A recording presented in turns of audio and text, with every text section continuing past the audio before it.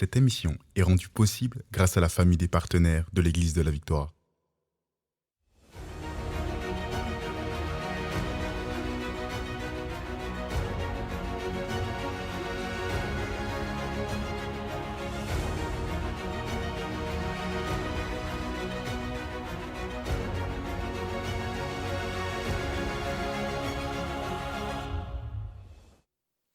Bonjour tout le monde, ici le pasteur Joël Spinks. Bienvenue à l'émission Parole de foi. Quelle joie d'être là avec vous aujourd'hui pour cette étude bénie sur le prophétique. Comment on peut grandir dans le prophétique, croire dans le prophétique aujourd'hui, en 2024. C'est possible pour nous. Et ce qu'on a vu depuis le début de cette semaine, on a passé beaucoup de temps, premièrement, à établir le fait que Dieu parle encore aujourd'hui. Donc, si vous avez besoin d'être convaincu à ce niveau-là, écoutez la première émission. Et tout ça, c'est disponible, bien sûr, sur la chaîne YouTube de l'Église de la Victoire. Donc, Dieu parle encore aujourd'hui. Et là, comment Dieu parle? On a vu plusieurs choses tout au long de cette semaine dans cette série sur le prophétique. Avant de parler de prophétie, il faut premièrement comprendre que Dieu parle. Et après, on peut comprendre que Dieu peut parler à travers de nous. Donc, il faut établir la fondation avant de bâtir une maison de prophétie, si on comprend ainsi. OK, donc, Dieu parle par la parole. Certainement, on a vu, c'est la parole de Dieu qui est l'instrument par excellence pour nous enseigner, gloire à Dieu. Donc, 1 Timothée 3, 16 à 17. On a vu que Dieu parlait par la création, même si on était athée, par exemple, où on ne connaît pas Dieu, la création témoigne que Dieu existe. On a vu également que Dieu parle dans notre esprit. Il va nous parler à notre esprit parce que nous sommes des créatures spirituelles. Nous sommes un esprit, on habite un corps, on possède une âme. Et Dieu va parler non à notre tête, mais il va parler à notre esprit. Et on a tout décortiqué ça dans des émissions précédentes. Dieu parle aussi audiblement. Quelqu'un peut entendre une voix, la voix de Dieu. Et cette voix peut secourir la personne, vraiment lui prévenir, en tout cas la protéger, si on veut. Dieu parle par des visions également. On a passé beaucoup de temps à décortiquer comment on peut avoir des visions. Souvent, les chrétiens ont du mal à dire « Ah, j'ai une vision ». Des fois, on est un peu gêné. On dit « Ah, j'ai une image ». Mais en fait, la réalité, c'est qu'on a eu une vision. Et on a vu les sortes de visions qui existent dans le monde chrétien. Et on a vu hier comment Dieu pouvait parler également à travers des songes. Je vous ai raconté des songes que j'ai eus dans ma vie et comment Dieu m'a parlé d'une façon très précise pour que je puisse avancer avec foi, conviction et dans la paix, parce que Dieu dirige toujours dans la paix et dans la joie. Et aujourd'hui, on va parler, en fait, on va continuer avec ce qu'on a dit vers la fin de notre émission, comment Dieu peut nous parler également à travers un don du Saint-Esprit. Donc, on voit les dons du Saint-Esprit. Gloire à Dieu, gloire à Dieu. Et puis, je voulais aussi vous dire que on a préparé un livre. Comme j'ai mentionné hier, je vous ai raconté l'histoire, comment j'ai reçu le livre Lumière prophétique à l'intérieur d'un songe, ou même le titre était dans le songe. Donc, ce livre-là existe aujourd'hui. Donc, pas juste dans un songe, mais ce livre existe. Et si vous voulez vous procurer le livre Lumière prophétique, un manuel pour le ministère prophétique, vous pouvez vous le procurer sur le site de l'Église de la Victoire. Et puis, vous pouvez voir l'adresse à l'écran. Si vous voulez l'avoir dès aujourd'hui, vous pouvez le télécharger même pendant l'émission et puis prendre le temps de lire ce livre, vous ressourcer dans la parole de Dieu avec l'aide de ce livre. Je crois que vous allez être richement bénis parce que ce livre, ce n'était pas mon idée. Comme je vous ai expliqué hier, dans ce songe, j'ai vu le titre, j'ai vu le contenu, même la façon que ce livre avait des onglets. Et si vous achetez le livre en papier, vous allez voir aussi, c'est organisé. C'est un livre qui est organisé comme ça. Donc, gloire à Dieu pour les songes. Alléluia. Et puis aujourd'hui, on veut parler justement de notre 7e et de notre 8e point concernant les façons que Dieu va employer pour nous parler, parce que Dieu parle, il veut nous parler, il nous parle et on peut aussi être des porte-paroles pour lui en prophétisant. Donc, gloire à Dieu. Donc, Dieu parle par un don du Saint-Esprit. Hier, on l'a lu rapidement vers la fin et je vais reprendre ce texte maintenant. Je vais prendre plus de temps à vous décortiquer des choses pour qu'on puisse grandir. Amen. 1 Corinthiens 12, verset 10 nous dit à un autre, le don d'opérer des miracles, à un autre, la prophétie. Et par Éternel, on te remercie pour ton onction qui nous aide maintenant à recevoir de toi. Et vraiment, on déclare que toutes nos pensées sont rendues captives à l'obéissance de Christ. Amen et Amen. Alléluia. 1 Corinthiens 12, 10, à un autre, le don d'opérer des miracles, à un autre, la prophétie. La prophétie, c'est quand on parle pour encourager quelqu'un, justement. Mais c'est Dieu qui nous donne un message pour quelqu'un d'autre. Donc, on va prophétiser et on va voir ensemble ce que la prophétie devrait créer dans la vie de la personne. En fait, 1 Corinthiens 14, verset 3 nous dit « Celui qui prophétise, au contraire, parle aux hommes. » Donc, on va parler aux hommes, les édifie, les exhorte et les console. Ça, c'est les marques d'une vraie prophétie. en tout cas, une des trois marques, certainement, tout doit être biblique, évidemment. Donc, 1 Corinthiens 12, 10, on revient à ce texte-là. Donc, un autre, le don d'opérer des miracles. Un autre, la prophétie. Un autre, le discernement des esprits. Le discernement des esprits, vous allez vous rappeler, c'est la capacité de voir dans le monde de l'esprit. On peut voir des anges, par exemple, dans le royaume de la lumière, et on peut voir aussi dans le royaume des ténèbres. Dieu peut ouvrir nos yeux pour qu'on voit justement des mauvais esprits qui règnent là. Faut faire attention. Moi, vraiment, quand les chrétiens me parlent toujours des mauvais esprits, je vois des démons ici et là, faut faire attention parce que vous devriez voir autant d'anges. Parce que si les gens voient juste des démons constamment, je crois qu'il y a un problème. Vraiment, oui, le don du discernement des esprits existe, mais on ne devrait pas avoir une obsession avec des mauvais esprits, vraiment pas. Je trouve ça vraiment bizarre quand les gens me parlent juste des démons. On devrait parler beaucoup plus de Dieu. Amen, gloire à Dieu. Et le texte poursuit en disant la diversité des langues. Donc, lorsque les langues, au pluriel, la diversité des langues, ce qui se produit, par exemple, quelqu'un est dans une église, dans un rassemblement, et la personne reçoit des langues pour communiquer un message prophétique dans une église. Donc, les paroles viennent de l'esprit, de cette dimension spirituelle. Et si l'attention de tout le monde a été captée, les gens dans l'Église ont entendu un message en langue, donc les personnes sont là, ah oui, mais qu'est-ce qui se passe? Là, il devrait forcément y avoir l'interprétation des langues pour donner un sens aux paroles qu'on a entendues. Parce que les langues, on ne comprend rien dans le monde naturel. Typiquement, là, on n'entend rien. On entend, mais je veux dire, on ne comprend pas le sens. Donc, l'interprétation des langues va donner un sens au message. Ce n'est pas une traduction en langue. Faisons attention, ce n'est pas une traduction, parce que des fois, les gens doutent, ils se disent « Ah, bien, la personne a donné un très long message en langue, et au final, l'interprétation était très, très courte, mais je ne comprends rien. » C'est l'interprétation des langues, pas la traduction des langues. Donc, on interprète. La personne qui a reçu le don d'interpréter les langues va donner le sens que le Saint-Esprit voulait communiquer, et ça peut être un résumé plus court, mais dans le monde de l'esprit, la parole de Dieu devait être déclarée dans le monde de l'esprit, et peut-être pour relâcher des anges et opérer dans le monde spirituel. Et pour l'Église, ce qui se passe, quelqu'un va interpréter ce que l'Esprit de Dieu est en train de communiquer dans cette langue-là. Faisons la part des choses. La diversité des langues, ce n'est pas le don des langues qu'on reçoit lors du baptême du Saint-Esprit. J'ai déjà passé du temps à expliquer le baptême de l'Esprit. Vous pourrez prendre le temps, faites des recherches et vous allez retrouver mes enseignements à ce sujet.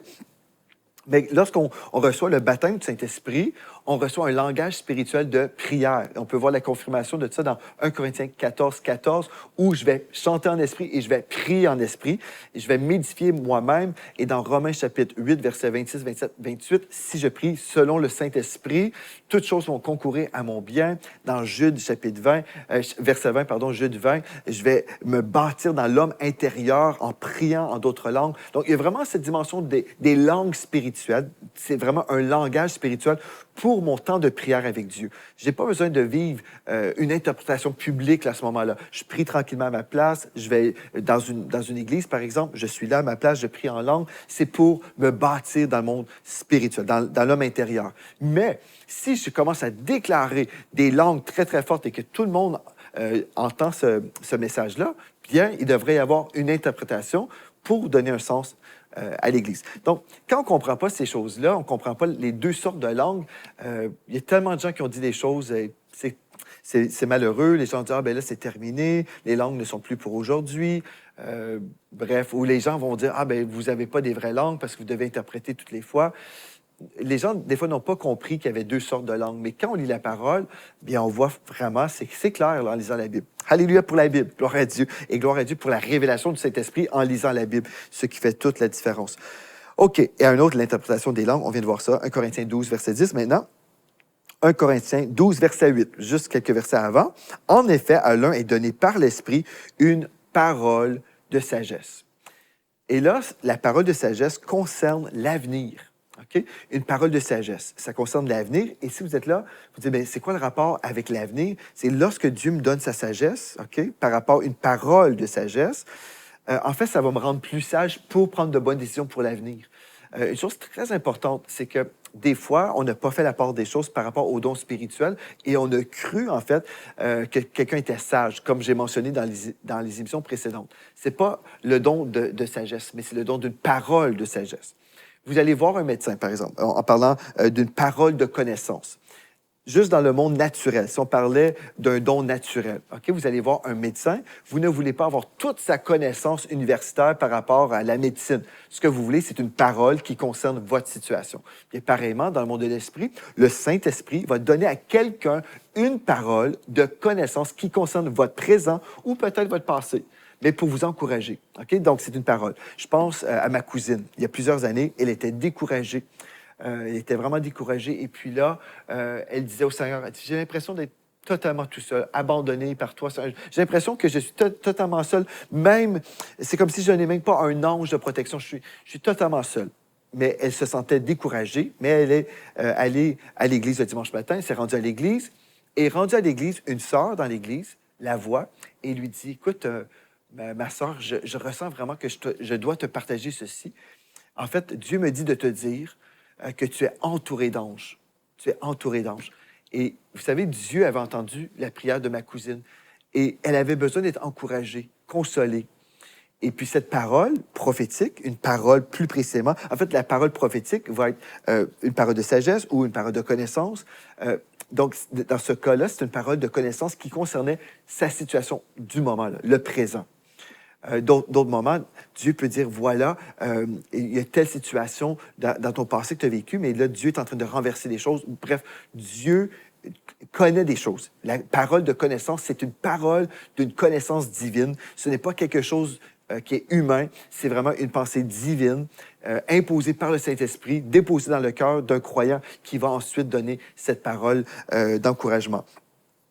Je me souviens aussi, peut-être je vais lire ça plus tard, là, mais en gros, j'ai reçu une parole de connaissance d'un frère.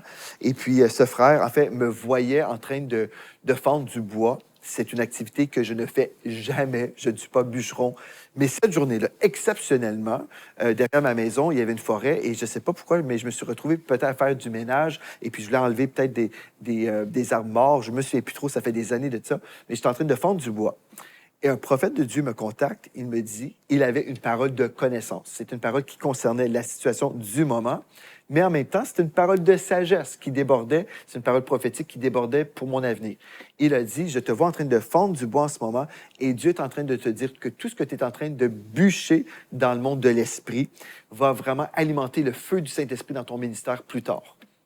C'était quelque chose vraiment de surnaturel. Donc, je suis en train de physiquement fendre du bois, le téléphone sonne. Cette parole, Dieu me voit en train de fendre du bois. Et quand tu bûches, quand tu es en train de travailler fort en tant que pionnier, tu es en train de travailler fort, tu es en train de préparer, en fait, le feu du Saint-Esprit pour plus tard. Tu es en train d'alimenter le feu du réveil avec tout ce que tu es en train de faire pour l'œuvre de Dieu. Gloire à Dieu pour des paroles comme ça. C'est tellement merveilleux. En fait, le prophétique, c'est une source d'encouragement. Et Dieu nous parle par le prophétique. Dieu nous parle par les dons du Saint-Esprit.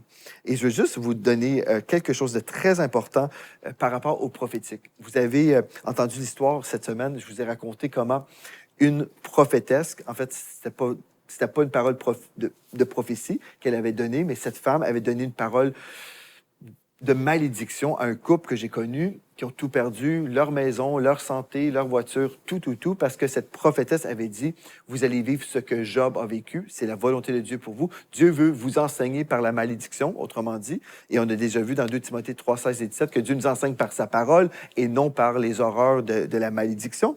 Bref, quand quelqu'un prophétise sur votre vie, là, pour discerner, est-ce que c'est de Dieu? Bien, premièrement, est-ce que c'est biblique? Bon, la personne pourrait dire, ben, le livre de Job, c'est dans la Bible. Mais premièrement, comme j'ai déjà mentionné, le livre de Job, là, ce n'est pas un livre pour nous enseigner sur comment Dieu veut détruire notre vie. J'ai écrit un livre qui s'appelle « Sortir de la souffrance », aussi disponible dans notre boutique si vous souhaitez étudier le livre de Job, les charges dans la chair de l'apôtre Paul, bref, tout ça, là, des objections qu'on a par rapport aux promesses que Dieu nous donne. Il y a beaucoup de chrétiens qui sont perturbés à cause des traditions humaines, qui ont annulé la parole de Dieu. Mais en gros, ce que je suis en train de vous dire, c'est qu'une parole prophétique, une parole qui vient de Dieu, là, bien, elle va produire ce que la Bible dit qu'elle devrait produire. Donc, ça va être biblique. Non seulement on va retrouver des versets dans la Bible, mais ça va être dans notre alliance et ça ne sera pas du tordage de versets. OK? On ne va pas tordre la parole pour communiquer une vérité. Le fruit d'une vraie prophétie, frères et sœurs, se retrouve dans 1 Corinthiens 14, verset 3. Okay? 1 Corinthiens 14, verset 3, le texte nous dit, écoutez bien ceci, gloire à Dieu, « Celui qui prophétise, au contraire, parle aux hommes, les édifie, les exhorte, les console. » Donc, quelqu'un qui arrive avec une parole prophétique, ça va être l'édification. C'est quoi ça, l'édification? L'édification, c'est on va bâtir la personne. Cette parole sera une source de construction. Ma cousine, elle était découragée. Cette parole l'a édifiée, l'a encouragée. OK? Vous comprenez? C'est ça, une parole prophétique. Des fois, les gens qui prophétisent, ils s'imaginent d'être un prophète de l'Ancien Testament.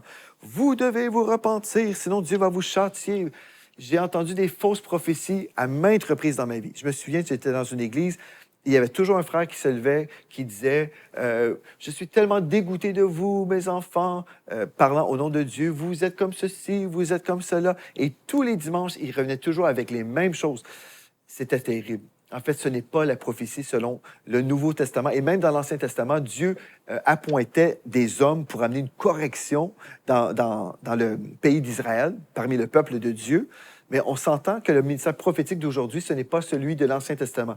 Tout a été accompli en Jésus-Christ, déjà qui est notre prophète par excellence. Et aujourd'hui, je ne peux pas prendre le temps d'enseigner sur le ministère du Seigneur Jésus, mais en gros, la condamnation, là, ce n'est pas pour l'enfant de Dieu aujourd'hui, parce que Romains, chapitre 8, au verset 1, nous dit « Il n'y a donc maintenant aucune condamnation pour ceux qui sont en Jésus-Christ. » Donc, vous pourrez faire une étude si vous souhaitez découvrir votre justice en Jésus-Christ. J'ai fait une série qui s'appelle « Tu es justifié ». Si c'est un besoin dans votre vie, allez faire des recherches sur la chaîne YouTube de l'Église de la Victoire et découvrez « Tu es justifié » et vous allez voir. Vous verrez que Jésus a pleinement payé le prix pour que vous soyez pardonnés de tous vos péchés et Dieu ne vous rappellera jamais de vos fautes passées. Il ne dira jamais « En 1975, vous avez fait ceci. Oh, je vois que vous avez fait tel péché, vous êtes de la pourriture. » Non, ce n'est pas des prophéties, ça, frère et sœurs. C'est pas ça, le prophétique. Donc, la véritable prophétie. Voici les fruits. Je l'ai lu dans la version Louis II. Donc, celui qui prophétise parle aux hommes, les édifie, la parole va les bâtir, les exhorte. Ça peut être une exhortation vers le haut. Une exhortation, là, c'est quelque chose, c'est un encouragement. Ça peut être une correction, mais c'est vers le haut, c'est pas vers le bas. Ah, je t'exhorte, perds pas courage, mon frère. Ça peut être une correction, là. Peut-être la sœur aurait pu dire à ma cousine, écoute, ne perds pas courage. C'est une correction, là, mais c'est pas sur un ton de destruction et de honte, et puis où Dieu est comme dégoûté de notre vie et tout ça, tout ce qu'on voit des fois dans certains cercles. Non. Donc, la vraie prophétie va édifier, bâtir, exhorter, consoler. Alléluia, c'est ça. Si vous recevez une parole prophétique de quelqu'un, là, et votre esprit ne reçoit pas la parole, bien ne recevez pas la parole. Votre esprit devrait ressentir la paix de Dieu, la présence de Dieu, la joie de Dieu. J'ai reçu une parole, j'étais dans un pays, je ne dirais pas où, la personne avait supposément un certain ministère, je ne prendrai pas le temps parce que je n'ai pas le temps de décortiquer aujourd'hui, mais la personne était engagée dans un ministère déjà bizarre. Et je vous le dis parce que la parole de Dieu nous dit que c'est bizarre, la façon qu'elle opérait. Elle arrive vers moi avec une parole et je ressentais un esprit de manipulation. La personne commençait à parler de son imagination, ce n'était pas du tout inspiré par Dieu. Elle commence à dire des choses. Et c'était fait d'une certaine façon, elle était tellement familière avec moi. Il n'y avait pas d'honneur, il n'y avait pas de respect. C'est qu'elle arrivait, elle s'imposait et je voici une parole. Et comme elle parlait, je savais que ce n'était pas Dieu. Je le savais, l'onction n'était pas là et c'était faux. C'était faux. Et cette personne avait beaucoup d'influence dans une église.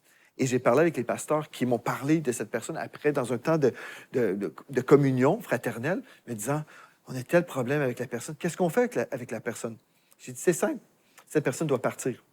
Soit que la personne se repente de son faux ministère ou elle doit quitter. La Bible est claire. Ne tolérez pas ces choses-là parmi nous. On crée de la division dans les camps, dans l'Église du Seigneur Jésus-Christ. Et Romains 12, verset 7, je crois, dans Romains, le dernier chapitre de Romains, je crois c'est 12, 7, Dieu nous dit, éloignez-vous d'eux, éloignez-vous d'eux. Il ne faut pas avoir des gens qui créent la division dans nos églises. En gros, je vais juste dire ça. Alléluia. Donc, dans la version Summer, celui qui prophétise aide les autres à grandir dans la foi. Donc, le mot édifie ou les édifie, cette expression les édifie, cette expression est traduite dans la Summer comme disant aide les autres à grandir dans la foi, les encourage et les réconforte. Les réconforte. Gloire à Dieu. Donc, si vous recevez une parole prophétique et ça vous aide à grandir dans la foi, ça vous encourage, ça vient vous réconforter, gloire à Dieu. Si c'est l'inverse, au lieu de vous aider à grandir dans la foi, ça vous repousse de Dieu. C'est comme, ah, Dieu est dégoûté de moi, Dieu est tellement déçu de ma vie. Ah non, Dieu veut détruire ma vie. Il veut que je perde ma santé, ma voiture, ma maison. Non, ce n'est pas Dieu. Les encourage. C'est super décourageant. La personne m'a dit ceci et je sens une lourdeur. Il ne faut pas accueillir cette parole. Non, il ne faut pas accueillir la parole. Et il les réconforte. Donc, le texte ne dit pas que la prophétie est là pour contrôler et diriger les vies des gens. Wow, quel abus dans le corps de Christ. Quand les gens se disent « Ah ben moi, je suis prophète et puis mon rôle, c'est de vous dire ce que vous devez faire dans votre vie. » Écoutez, j'ai eu une personne dans ce ministère. On est en train d'avoir un pique-nique d'église. Une sœur arrive à l'église. Et puis, son ministère de discernement des esprits, j'ai déjà mentionné ce qu'est vraiment ce ministère-là. Elle vient me dire, elle dit, Pasteur Joël, elle dit, moi, Dieu m'envoie dans les églises, ma mission, mon appel dans la vie, c'est d'arriver dans une église et pendant 6 mois, j'examine le pasteur et après 6 mois, je vous donne mes recommandations, je vous donne mon évaluation sur votre ministère et puis je vais vous dire comment vous devez vous corriger. C'est ça l'onction prophétique que j'ai reçue sur ma vie et le don du discernement des esprits que Dieu m'a donné. Et j'ai dit à cette personne, cette sœur, j'ai dit, votre ministère vient d'arrêter tout de suite. J'ai dit, c'est pas biblique ce que vous faites, et puis je ne reçois pas votre ministère dans l'Église ici.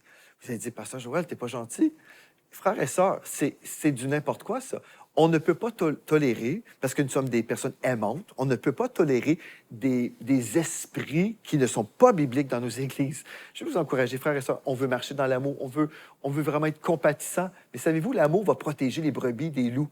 L'amour véritable d'un pasteur va protéger les brebis des loups et des gens qui ne sont pas dans la parole de Dieu. C'est totalement antibiblique. Et elle avait fait ça dans plusieurs églises.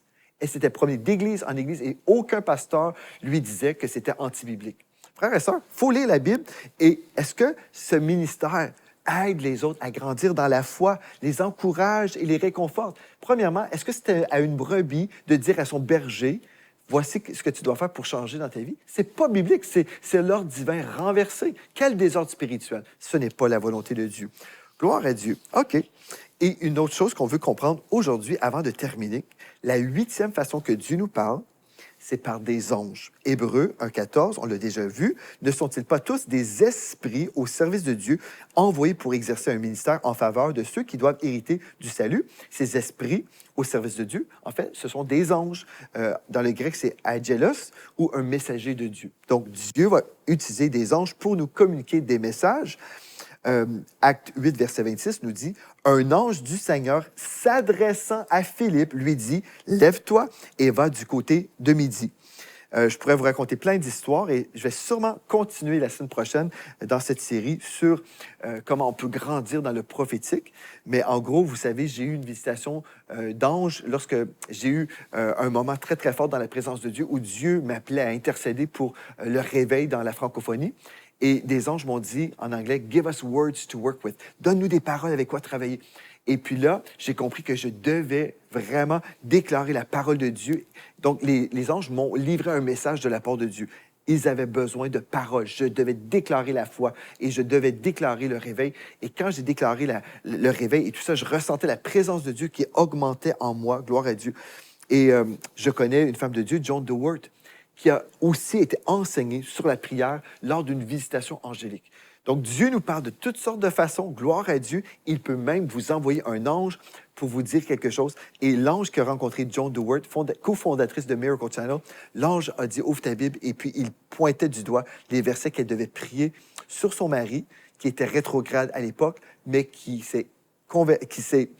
était déjà converti, mais il est revenu pleinement au Seigneur Jésus. Il est devenu un diacre à l'Église. Ensuite, un pasteur à l'Église, le pasteur principal de l'Église, et ensuite le fondateur de la première chaîne de télévision chrétienne au Canada, Miracle Channel. Tout ça, ça s'est produit avec un ange qui a parlé au nom de Dieu pour la nation du Canada. Donc, gloire à Dieu, on a vu beaucoup de choses cette semaine. Gloire à Dieu sur comment Dieu nous parle. La semaine prochaine, on va parler du prophétique. On va y arriver, gloire à Dieu, mais on prend notre temps et on va de gloire en gloire. Je veux vous remercier d'avoir été là avec moi aujourd'hui, tout au long de cette semaine. Si vous avez un témoignage, écrivez-moi à témoignage@églisedelavictoire.com.